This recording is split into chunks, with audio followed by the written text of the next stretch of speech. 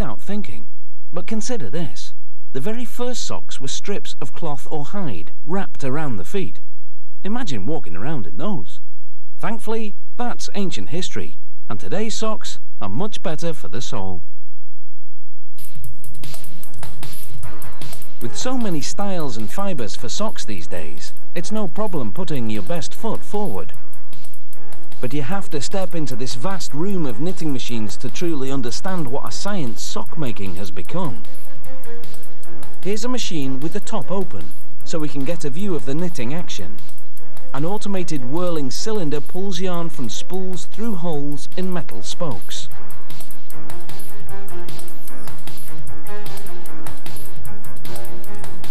Little hooks on the needles grab the yarn.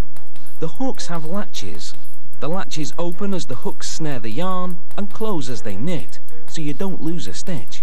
As you can see, this machine knits socks a lot faster than your granny, sometimes making over 360 pairs a day.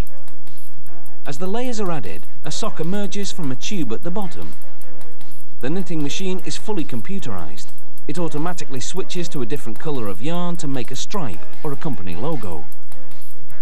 Now the machine changes gear to make a heel. It does a half rotation instead of a whole one to knit the heel shape. The needles go up and down as the latches open, and the needles pick up the yarn, pulling it in. Knit one, purl two. Here it is in slow motion.